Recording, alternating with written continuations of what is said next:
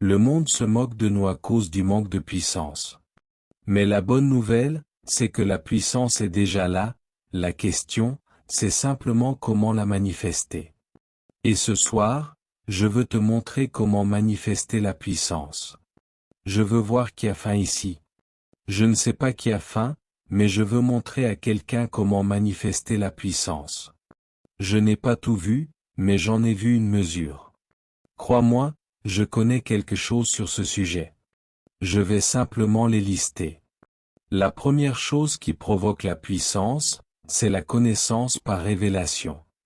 Mais vois-tu, aussi belle que soit la révélation des Écritures, il y a une profondeur de puissance à laquelle tu ne peux pas voyager avec seulement ce type de connaissance. Lorsqu'on parle du sujet de la puissance, tu dois connaître par révélation, par la révélation de l'Esprit, la connaissance expérientielle de l'Esprit.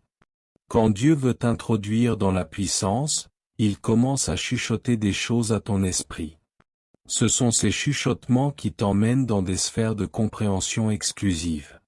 Ce sont ces choses-là qui te confèrent la puissance.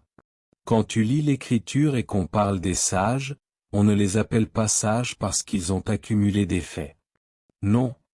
On les appelle sages parce qu'ils peuvent regarder dans l'esprit, parce qu'ils peuvent isoler les conseils qui viennent du cœur des esprits, parce qu'il y a une connexion entre leur esprit et l'esprit avec lequel ils interagissent. Lorsqu'un homme veut commencer à marcher dans les couloirs de la puissance, il doit commencer à recevoir les dernières nouvelles de l'esprit.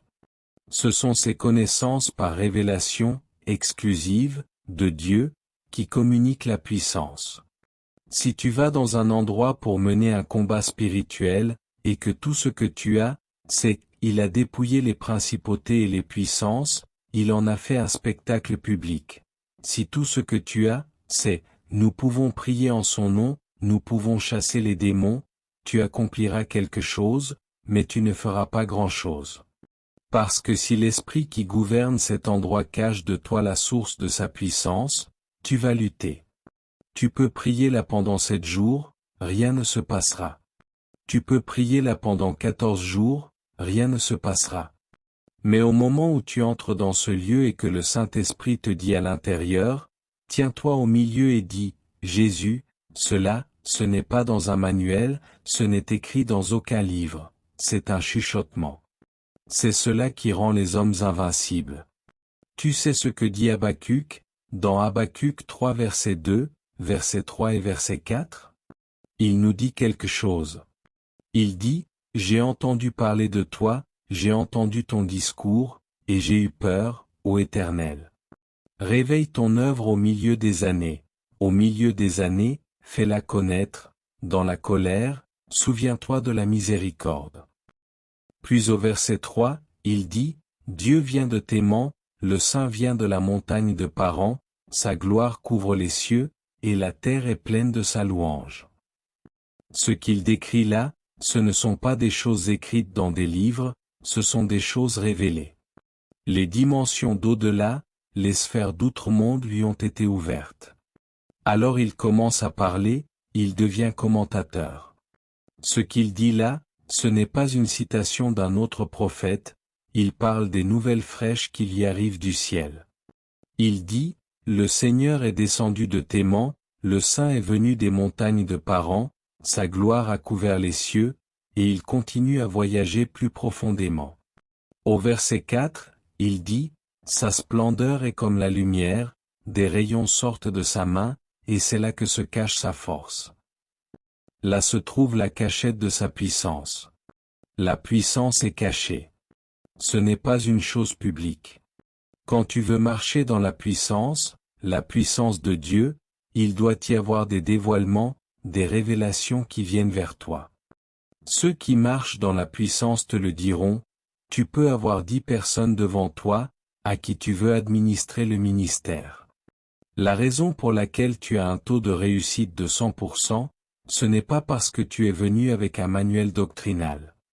La raison, c'est que chaque fois que tu t'approches de quelqu'un, tu reçois un chuchotement. Tu peux avoir 3 personnes qui sont démonisées. Tu t'avances vers la première, tu entends le Saint-Esprit te dire, impose-lui les mains. Tu ne dis rien, tu poses ta main, le démon s'en va. Tu t'approches de la seconde, si tu poses ta main comme sur la première, ce sera une erreur. Pendant que tu t'avances, le Saint-Esprit te dit, souffle sur lui. Tu souffles, le démon s'en va. Tu t'approches de la troisième, le Saint-Esprit te dit, réprimande l'esprit qui est dans ses yeux. Et donc, quand tu trouves des gens qui marchent dans la puissance, de façon exclusive, leurs yeux voient et leurs oreilles entendent. C'est pourquoi tout homme de puissance demeure dans un seul endroit, le lieu secret du Très-Haut. Parce que c'est là que viennent les dévoilements. C'est pour cela qu'il a dit à Moïse, « Je te mettrai dans le creux du rocher, et je te couvrirai de ma main. » Il y a des endroits où le Saint-Esprit te conduit à te tenir. Quand tu te tiens là, bien que tu sembles debout comme un homme naturel, dans l'esprit tu es invincible. C'est pour cela que ceux qui voient et entendent deviennent une merveille pour leur génération. La première loi de la puissance, c'est l'accès au royaume de l'esprit. Si tu ne peux pas entendre ici, si tu ne peux pas voir, tu ne peux pas marcher dans la puissance. Tu sais pourquoi le diable veut nous corrompre? Parce qu'il sait que notre arme est liée à ce que nous voyons et à ce que nous entendons. C'est pour cela que presque tout ce que tu vois aujourd'hui cherche à contaminer la porte de tes yeux et la porte de tes oreilles. Certains des bruits qui viennent du monde, tu crois qu'ils viennent simplement comme ça. Non, ils sont sponsorisés. Ce sont des forces qui assombrissent l'âme. Certains ouvrent leurs yeux à la pornographie et pensent qu'ils peuvent marcher dans la puissance. Même si tu connais 1000 versets, tu seras sans puissance. Parce que la véritable puissance vient quand tu as des dévoilements. Tu trouves un musicien qui chante des absurdités, il ne dit rien de sensé, crazy, mad. Et tu vois une génération entière chanter, si, mad, die, sans même savoir ce qu'ils chantent. Parce qu'il y a une force qui pousse cela. Cette personne est un ambassadeur, et ils utilisent son âme comme plateforme pour amener une visitation sur les hommes. Et toi, tu ouvres tes oreilles à cela. Toute personne qui marche dans la puissance a accès au dévoilement. Parfois tu te lèves de ta maison pour sortir, et le Saint-Esprit te dit, retourne et récite le psaume 23. Tu dis, je le connais déjà. Il dit, non, va le regarder dans l'Écriture. Il n'y a aucun moyen d'enseigner cela dans une école biblique, c'est ton propre voyage dans l'esprit, c'est ton parcours. L'Éternel est mon berger, je ne manquerai de rien, il me fait reposer. Pendant que tu chantes cela, le mouvement commence dans les cieux, les anges sont mobilisés. Tu sors sans savoir pourquoi, sans beaucoup parler, mais des choses se passent. Pourquoi? Parce que tu as entendu quelque chose que tout le monde n'entend pas. Les secrets de Dieu, c'est cela qui rend les hommes puissants. Et c'est la première chose qui t'introduit dans le domaine de la puissance. La deuxième chose qui t'introduit dans la puissance, c'est l'intimité avec Dieu. Il y a une mesure de puissance à laquelle les étrangers peuvent avoir accès, mais il y a d'autres choses qui ne sont que pour les intimes. Il y a des choses que Dieu n'est pas prêt à donner, mais si tu restes autour de lui, tu vas les utiliser. As-tu déjà compris ce genre de situation? Tu vis avec un homme, il ne va pas te donner sa voiture, mais parce que tu habites dans la même maison, tu peux la conduire. As-tu déjà vécu cela? Toutes les voitures que je conduis, ceux qui vivent dans ma maison les conduisent aussi, mais je ne les leur donne pas. Tu comprends pourquoi ils les conduisent? Parce qu'ils sont dans ma maison, nous sommes ensemble. Quand tu deviens intime avec Dieu, même les dimensions de puissance qu'il ne t'a pas données, formellement, tu vas les manifester. C'est comme ça que ça fonctionne, parce que tu es là, avec lui. As-tu lu ce que Jésus a dit aux disciples? Il a dit, vous n'êtes plus mes serviteurs, vous êtes mes amis. Car le serviteur ne connaît pas les secrets de son maître, mais moi je vous les ai partagés. Je ne suis pas censé vous les partager, mais vous êtes trop près de moi pour ne pas les connaître. Il y a certaines choses dont tu es trop proche pour qu'on puisse te les cacher. On ne peut pas. Voilà comment fonctionne la puissance. Quand tu es intime avec Dieu, partout où il va, tu vas. Tout ce qu'il voit, tu vois.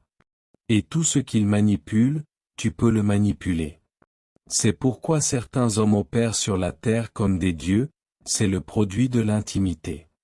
Ils marchent avec Dieu partout et ils portent Dieu partout. Alors un moment vient où ils n'opèrent plus par une onction, ni seulement par la foi, ni seulement par la révélation. Ils opèrent dans le règne de la gloire. Il y a des choses qui se passent sans même qu'ils parlent. Dès qu'ils se tiennent là et que l'atmosphère est suffisamment préparée, Dieu commence à guérir les malades. Ce ne sont plus eux qui parlent. As-tu déjà vu des ministres comme cela? Ils entrent simplement dans une réunion de guérison, ils adorent Dieu.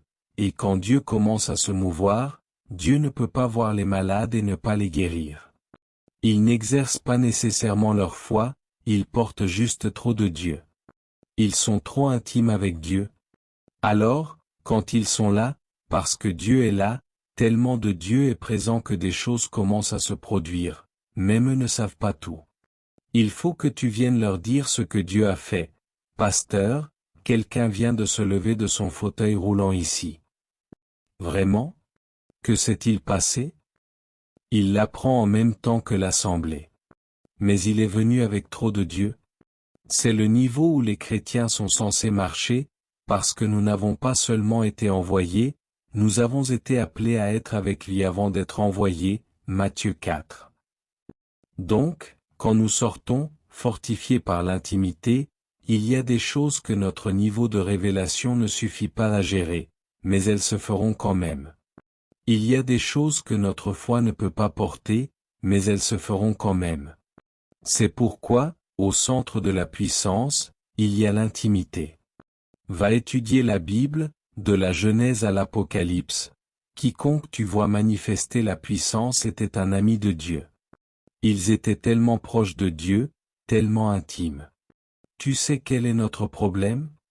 Nous prenons 2 ou 3 écritures, nous les mémorisons, et nous quittons Dieu.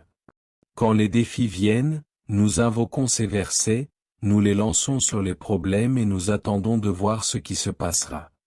Et bien souvent, il ne se passe rien. Mais si tu es intime avec Dieu, même quand les versets ne te reviennent pas en mémoire, Dieu lui-même est déjà là. Les Écritures ont été données pour amener Dieu sur la scène.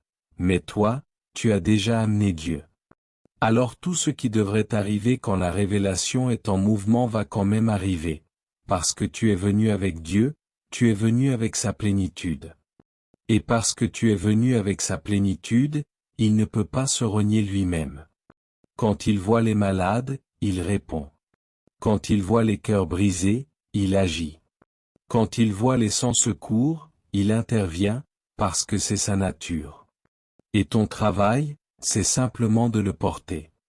Une génération qui sait porter la présence de Dieu va bientôt émerger. Et quand cette génération va émerger, la plupart des choses qui se passeront dans ta vie, crois-moi, tu ne pourras pas les expliquer. Tu sauras juste que c'était Dieu. On te demandera, comment cela s'est-il passé? Tu répondras, c'est Dieu. Je suis entré dans ce défi comme tout le monde. La différence, c'est que tu es entré avec Dieu, tu as emmené trop de Dieu dans cette situation. Et parce que Dieu était là, il ne pouvait pas se renier lui-même. Quand Balaam a été appelé pour maudire Israël, qu'est-ce qu'ils ont fait, les Israélites? Rien. Ils n'ont rien fait, ils n'étaient même pas conscients qu'il y avait un combat spirituel. Mais quand l'Esprit de Dieu est venu sur Balaam, il a dit, « Il n'y a point d'enchantement contre Jacob, il n'y a point de divination contre Israël. » Pourquoi? Il a dit, « Le cri du roi est au milieu d'eux. » Quand un homme porte Dieu, la puissance devient son sous-produit. La raison pour laquelle nous ne voyons plus la puissance, c'est que, pour dire la vérité, les amis de Dieu sont rares. Nous avons beaucoup de prédicateurs, beaucoup de titres, beaucoup de gens qui citent les Écritures, mais les intimes de Dieu ne sont plus là. La plupart des prédications que nous faisons aujourd'hui viennent de l'intelligence humaine, et parce que nous savons dire des choses qui sonnent intelligentes, notre génération les accepte. Mais ceux qui discernent savent quand c'est Dieu qui parle. Ils peuvent sentir son énergie, ils peuvent sentir sa vibration, ils peuvent sentir son intensité. C'est là que réside la puissance de Dieu. Porte beaucoup de Dieu dans ton programme quotidien. Le psalmiste disait, « Jour et nuit, ta méditation, c'est ce que je porte même sur mon lit. » Même la nuit, il pensait Dieu, il parlait Dieu, il méditait Dieu. Écoute, il y a la place où tu te sépares pour prier 4 heures, 5 heures, 6 heures, il y a la place de la communion en assemblée, et c'est bon. Mais ce n'est pas de cela que je parle. Je parle de porter Dieu partout où tu vas, de lui parler à voix basse. Personne ne sait qu'il se passe quelque chose, mais toi, tu es ivre dans l'esprit, ivre. Parfois, de temps en temps, cela te submerge, ton corps tremble. Parfois, subitement, ça déborde par ta bouche, Jésus est Seigneur. C'est là que la personne à côté de toi dit, ah, qu'est-ce qui se passe? Il ne savait pas que tu étais déjà très loin dans l'esprit. Parfois, tu es assis avec eux, puis tu dis, merci Jésus, tu prends ton carnet, tu commences à écrire, parce que Dieu te parle et tu dois écrire vite pour ne pas oublier. C'est là que les gens réalisent, ah, donc tu étais là, mais tu n'étais pas vraiment avec nous. Parce que tu dois être dans beaucoup de réunions, sans être vraiment là, tu dois être loin avec Dieu si tu veux amener la puissance de Dieu dans ton monde. Une conscience profonde et une relation intime. Le troisième pilier de la puissance, c'est la consécration. Quand tu commences à marcher avec Dieu de près comme ça, parce que Dieu ne veut pas te perdre, ce qu'il fait, c'est qu'il te donne des lois. Ces lois et ces principes que Dieu te donne, c'est ce que nous appelons la consécration.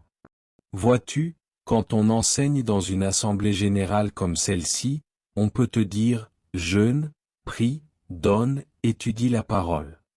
Mais ça, ce n'est pas la consécration. Tout homme qui n'a pas d'intimité avec Dieu ne peut pas avoir de consécration. Les consécrations sont des lois qu'un esprit te donne à toi, exclusivement, afin de garder ta relation avec lui. Dans le livre des Juges, chapitre 13, quand l'ange est venu vers la femme de Manoche, il lui a dit, ne bois aucune boisson forte.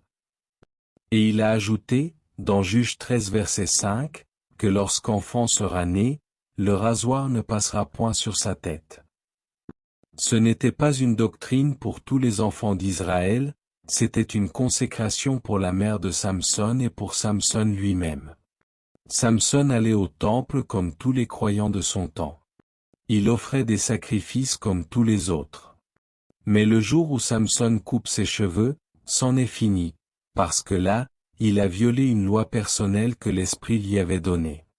C'est une consécration personnelle. Le croyant qui n'a pas d'intimité avec Dieu ne saura rien de la consécration. Il peut rejoindre une assemblée qui jeûne, c'est bien. Il peut se joindre à un programme collectif de prière, c'est bien. Mais il n'a pas de consécration, parce qu'un esprit ne te donne une consécration que quand il sait que tu t'es brisé dans son monde, que tu es entré dans son domaine, et qu'il veut te garder là. Tu sais pourquoi? Parce que tu en sais déjà trop, tu es déjà un danger. Pourquoi crois-tu que chaque soldat vit dans une caserne? Pourquoi crois-tu que les militaires vivent une vie régimentée? On les a trop formés, ils ont été exposés à trop de renseignements militaires, on leur a donné trop d'accès. Alors on ne peut pas les laisser aller n'importe où. S'ils disparaissent, on les cherche. Pourquoi? Parce que s'ils tombent dans un camp ennemi, l'information qu'ils portent devient une arme contre leur propre armée. Donc, quand un esprit découvre que tu es à lui, que tu l'as trouvé, qu'il est devenu ton obsession, ce que cet esprit fait pour te garder, c'est ce qu'on appelle la consécration. Pour certains d'entre vous ici, votre consécration peut être le silence. Ça n'a rien à voir directement avec la prière. Dieu peut te dire, n'entre dans aucune conversation tant que je ne te l'ai pas dit. Tu peux arriver dans un endroit où ils discutent d'un sujet dont tu es le maître. Ce n'est pas un péché d'entrer dans la discussion, mais ce sera une violation de ta consécration. Tu n'auras rien fait de doctrinellement mauvais, mais face au code de ton intimité, si tu entres dans cette conversation, tu auras fauté. Et plus tu te rends à Dieu, plus tu verras que cette chose commencera à te ronger. Je t'ai déjà raconté mon histoire, j'étais un fan de football. Il n'y a rien de mal à regarder le football.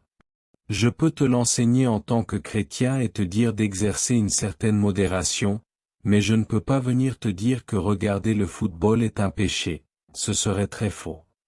Mais pour moi, devenir fan d'un club aujourd'hui, c'est un péché. Parce que quand l'esprit me poursuivait, il a vu que le football était déjà mon obsession, et qu'il voulait m'emmener dans des endroits où je ne pouvais pas avoir deux amoureux, deux obsessions. À l'époque, il fallait venir là où nous regardions les matchs. Tu ne pouvais pas parler dans notre studio. Nous téléchargions les archives d'Arsenal depuis 1845, nous te sortions les statistiques. Quand nous parlions, tu te taisais, parce que nous connaissions tout. Il m'appelait Skywide. J'étais l'oracle de l'histoire du football. Le commentateur de référence sur ESPN à l'époque, c'était Tommy Smith, on l'appelait Worldwide. Alors il m'appelait Skywide, parce que je maîtrisais les archives. Mais vois-tu, quand je devais entrer dans les nations, quand je devais commencer à adresser certains princes des ténèbres, le Seigneur savait que dans l'intensité du football, parfois on jure, parfois la colère, l'insulte, monte, et tu ne peux pas te permettre d'ouvrir ton âme à ce niveau de passion. Alors il a écrit pour moi une loi, tu ne peux plus être fan de football. J'ai essayé de la violer. J'allais regarder un match, je m'endormais. Je mettais un match, je m'assoupissais. Mon appétit a commencé à mourir. C'est là que j'ai su qu'un esprit était intervenu. Et quand j'ai commencé à presser davantage en Dieu, si je regardais un match un samedi et un autre le samedi suivant, je perdais ma paix, comme si j'avais tué quelqu'un, comme si j'avais commis un meurtre. Et plus je me détachais du football, plus le royaume s'ouvrait. Les oracles de Dieu ont commencé à venir à moi. Dieu me donnait un message, et je devais ensuite aller à la Bible pour vérifier la justesse de ce message. La plupart des messages que je prêche, le message vient d'abord, puis je cherche les Écritures pour le soutenir. Parce qu'il y a un niveau d'intimité où les rouleaux deviennent vivants, ce ne sont plus des lettres mortes, les rouleaux viennent à toi comme la parole vivante. Tu ne peux pas combiner cela avec une obsession pour le football. Quand Dieu veut te parler et que toi tu dis, non, je veux discuter foot, c'est trop tard. Ce n'est pas parce que regarder le football était un péché, mais parce qu'il y avait une consécration. Au niveau où tu es monté, tu ne peux plus combiner cela avec le football. Si tu laisses Dieu t'attirer assez loin pour te donner une consécration, ta vie deviendra une merveille. Qu'il me baise des baisers de sa bouche, car ton amour vaut mieux que le vin. À cause de l'odeur suave de ton nom, les jeunes filles t'aiment.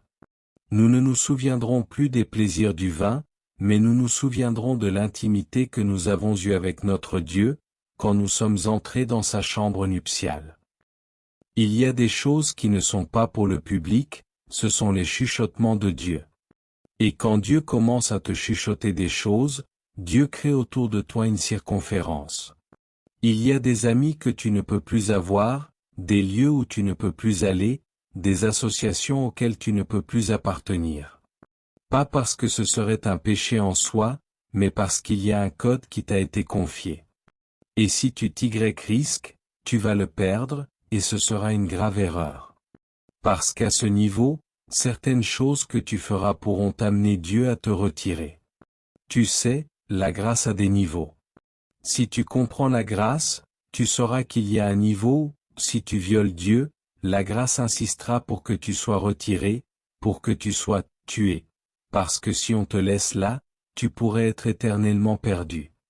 Alors Dieu te rappelle à lui. Au jour de Kenneth Hagin, il y avait un homme très dangereux qui marchait dans une onction de guérison impressionnante. Tous les évangélistes de guérison savaient qu'il était à part. Mais son problème, c'était la gloutonnerie. Est-ce que manger est un péché? Non. Mais faire de la nourriture une priorité peut empêcher d'héberger certains niveaux d'onction. Dieu l'a averti, arrête cette gloutonnerie. Il n'a pas pu. S'il voyait la nourriture, son corps tremblait. Une fois, Dieu a envoyé Kenneth Hagin pour le prévenir.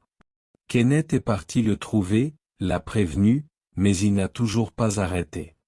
Un jour, il fut frappé, et tous les évangélistes de guérison se sont rassemblés pour prier.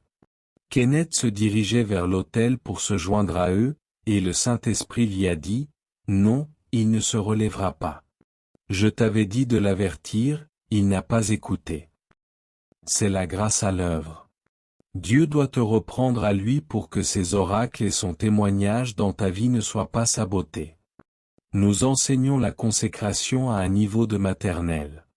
Aujourd'hui, quand on parle de consécration, tout le monde pense au jeûne, tout le monde pense à la prière. Non. La consécration, ce n'est pas d'abord jeûner, ce n'est pas d'abord prier, ce n'est pas d'abord donner. La consécration, c'est une loi que Dieu te donne à cause de l'intimité. C'est pourquoi, si tu essaies de l'enseigner uniquement de façon doctrinale, tu risques de te tromper, parce que tu pourrais déclarer « erreur » des choses qui ne le sont pas pour d'autres. As-tu lu à propos de Samuel? Il a dit « Loin de moi de pécher contre l'Éternel en cessant de prier pour vous. » Pourquoi cesser de prier pour quelqu'un serait-il un péché?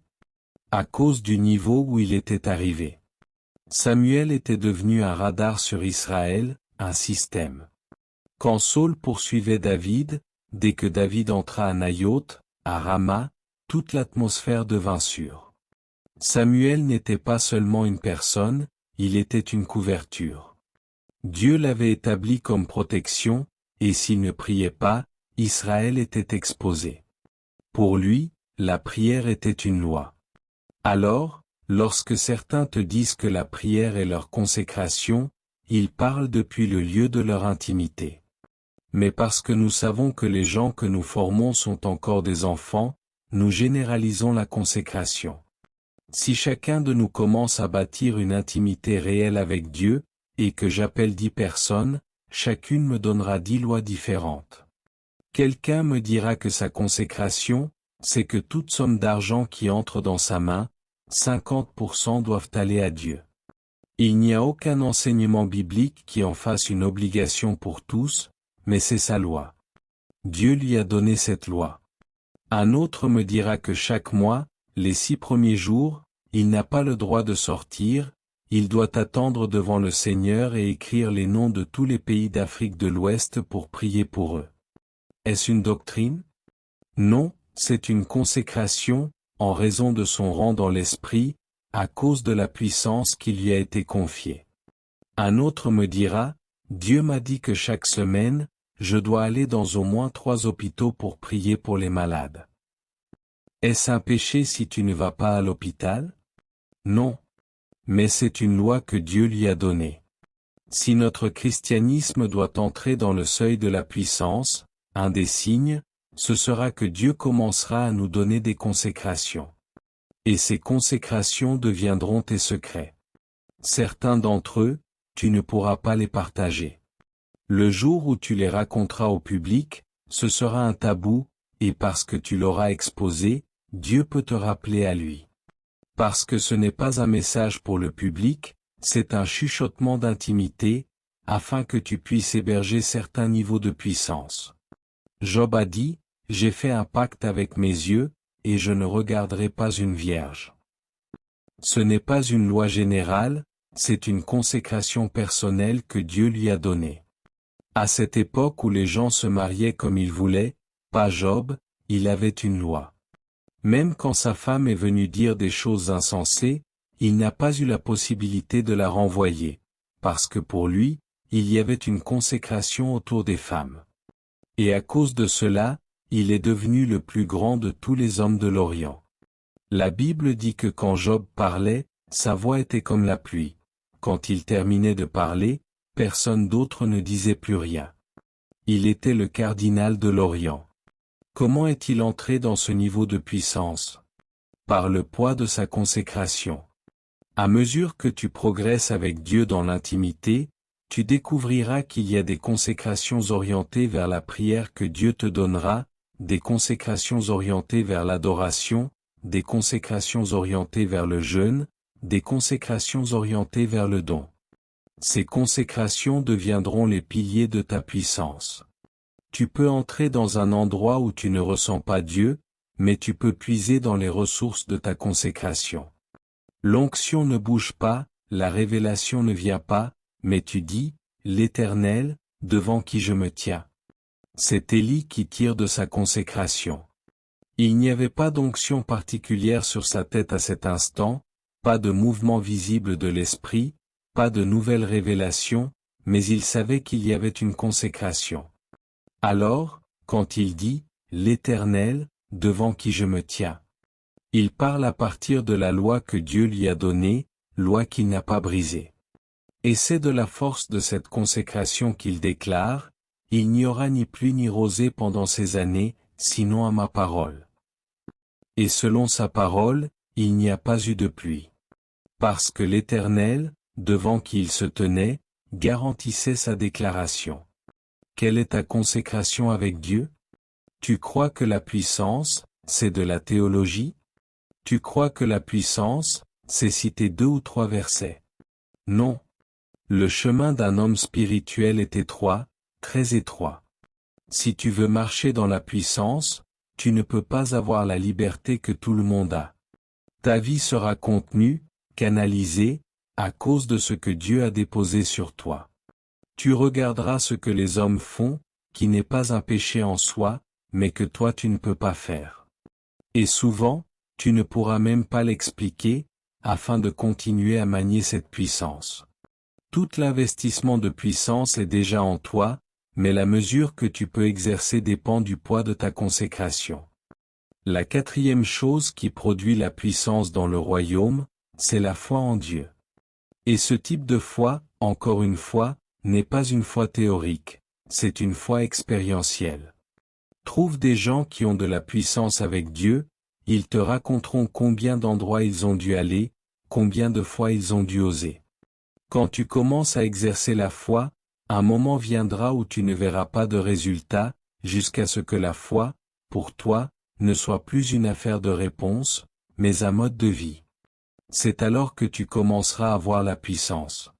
La Bible dit que nous marchons par la foi et non par la vue, non par la perception sensorielle. Parce que si tu veux vivre le surnaturel de manière naturelle, tu dois vivre la foi de manière naturelle. Quand tu exerces la foi, ce n'est pas seulement pour obtenir une réponse. As-tu lu ce qu'ont dit des héros de la foi dans Hébreux 11 verset 39 et verset 40? Il est dit que ceux-là sont morts dans la foi. Ils n'ont pas obtenu les résultats qu'ils attendaient, mais ils ont décidé que ce serait la foi ou rien. Ils n'avaient aucune autre option, alors ils ont continué, encore et encore, jusqu'à ce que le diable soit fatigué d'eux et dise, ceux-là, ils ne s'arrêteront jamais. Cette foi-là a cristallisé la puissance dans leur esprit. Et quand on raconte leur histoire, l'auteur dit, le temps me manquerait de parler de Gédéon, de Barak, de Déborah, de Samuel, de Samson, de David et des prophètes. Le temps manquerait, parce que leur vie est devenue un compendium d'impact. Il dit qu'ils ont, par la foi, soumis des royaumes, obtenu des promesses, exercé la justice, fermé la gueule des lions, éteint la puissance du feu, mis en fuite des armées étrangères. Des gens faibles ont été rendus valants à la guerre. Pourquoi crois-tu que je peux aller dans n'importe quelle réunion, n'importe où dans le monde, et dire, au nom de Jésus, sois guéri? Je l'ai dit tant de fois où personne n'a été guéri. Mais un jour est venu où Dieu et le diable ont su que je ne m'arrêterai pas. Alors le diable s'est retiré, et Dieu a dit, donnons-lui ce qu'il demande, cet homme ne s'arrêtera pas. N'as-tu pas lu la parabole de la veuve dans Luc 18 verset 1? Après qu'il ait dit, il faut toujours prier et ne point se relâcher, il a parlé d'une veuve dans une ville, qui était marginalisée. Il y avait un juge qui ne craignait ni Dieu ni les hommes. Mais chaque jour, cette femme le harcelait. Le juge a fini par dire, je ne crains pas Dieu, je ne fais pas ceci pour Dieu. Mais si je ne m'occupe pas d'elle, elle ne s'arrêtera jamais. Pour ne plus être fatigué, je vais lui rendre justice. Il y a un point où tu deviens tellement tenace que Dieu sait, et Satan sait, que tu ne prends pas « non » pour réponse. Alors, parce que Dieu sait cela, Dieu commence à t'honorer. Dès que tu parles, il répond, parce que si ce n'est pas le cas, tu ne bougeras pas. C'est de ce type de foi que le diable a peur, une foi qui n'est plus centrée sur le résultat, mais qui est devenue une vie. Ce genre de foi, même si Dieu n'a pas encore manifesté la réponse, le diable prend la fuite, parce qu'il sait que s'il reste, il va gaspiller ses ressources. Si tu trouves un homme de puissance, presque toujours tu trouveras un homme de foi. Et si tu écoutes leurs histoires, elles ne sont pas remplies de réponses, mais de nombreuses années d'échecs apparents. Pourtant, ils n'ont jamais dit « non ». Dans chaque échec, ils apprenaient à faire davantage confiance à Dieu. Dans chaque échec, ils apprenaient à mieux se déployer. Et un moment est venu où ils sont devenus des généraux de la foi. Tout ce qu'ils disent, tout ce qu'ils pensent, obtient une réponse, parce qu'ils ont perfectionné la voie de la foi, une foi devenue un mode de vie. Quand tu commences à marcher par la foi et non par la vue, tu découvriras que tout ce que tu désires arrivera, parce qu'il y a une puissance que la foi mobilise. Jésus dit dans Marc 11 verset 24, « Tout ce que vous demanderez en priant, croyez que vous l'avez reçu, et vous le verrez s'accomplir. » Crois que tu l'as reçu, puis tu le verras. Il ne dit pas, crois pour l'avoir afin que tu l'aies, mais, crois que tu l'as déjà reçu, et alors tu l'auras. La cinquième chose qui produit la puissance, c'est la vie d'alliance. Les alliances sont les lois générales que Dieu donne à ses enfants. Si tu es un enfant de Dieu, si tu es citoyen du ciel, une des manières dont cela se voit, c'est par les alliances.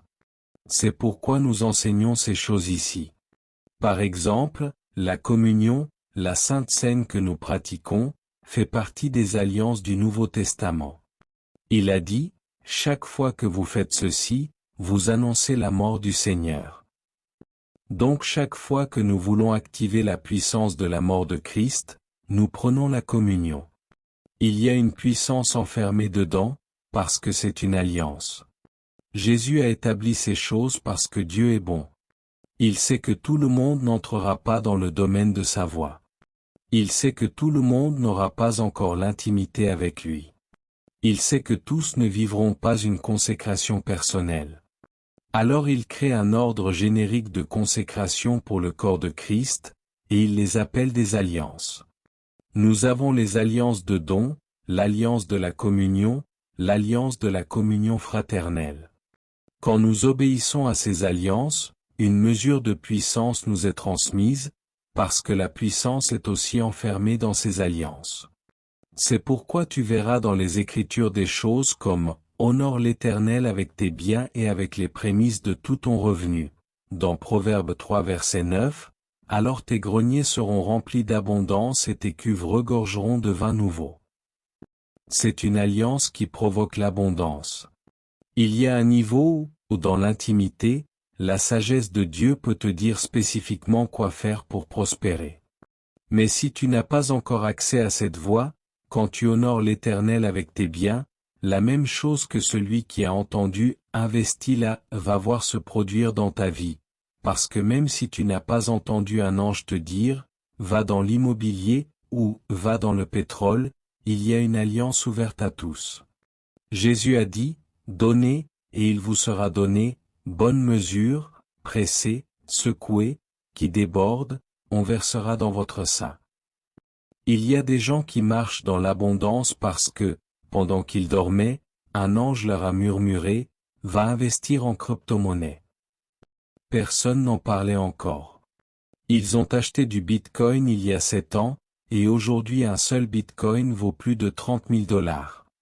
Ils ne savaient même pas qu'ils en auraient besoin, mais il y a 7 ans, un ange leur a dit, « Achète », et ils ont acheté et gardé. Quand ils ont voulu vendre, Dieu leur a dit, « Si tu essaies, tu verras ». Alors ils ne l'ont pas vendu, jusqu'au jour où, avec seulement 3 bitcoins, ils avaient plus de 70 000 $. Tu te demandes, qu'est-ce qu'ils ont fait? Un esprit leur a murmuré. Tu n'as peut-être pas encore accès à ce niveau de direction personnelle, mais cela ne veut pas dire que tu es fini. Dieu dit aussi, l'âme bienfaisante sera rassasiée, et celui qui arrose sera lui-même arrosé. Il dit, donne une part à 7, même à 8, car tu ne sais pas quel malheur peut arriver sur la terre. Donc, même si tu n'as pas entendu un ange te dire, entre dans tel domaine, tu connais une alliance, l'âme généreuse sera comblée. Tu connais une alliance, donnez, et il vous sera donné. Alors tu commences à semer, à donner. À mesure que tu le fais, la même sagesse que celui qui a reçu les instructions précises va aussi venir pour toi, et vous prospérerez tous deux. L'un use de la puissance de la révélation, l'autre de la puissance de l'alliance. C'est ainsi que fonctionne ce royaume. Si tu veux marcher dans la puissance, tu ne peux pas mépriser les alliances. La pratique de l'alliance est un signe de maturité, un signe que Dieu peut te confier beaucoup, un signe que tu peux exercer la puissance. Enfin, pour marcher dans la puissance, tu dois savoir comment maintenir l'intensité. Tout ce que Dieu t'a donné, garde-le en feu. Paul, parlant à Timothée, lui a dit de « ranimer la flamme du don de Dieu, qui était en lui ». Beaucoup ont tant de Dieu en eux, mais ce sont des cendres, ils ne savent pas comment ranimer la flamme. La sagesse qui devrait attirer des rois est en eux, mais ils ne l'ont pas intensifiée. La puissance qui devrait renverser les portes des nations a toujours été là, mais il n'y a pas d'intensité. C'est Paul qui était venu imposer les mains à Timothée, en présence des anciens. Mais il lui dit, si tu veux marcher dans ces dimensions, tu dois ranimer la flamme. Si tu ne gardes pas l'intensité, tu ne verras pas la manifestation. C'est pourquoi Hébreux 1 verset 7 dit, il fait de ses anges des esprits, et de ses serviteurs une flamme de feu. Nous sommes tous ici avec un don ou un autre.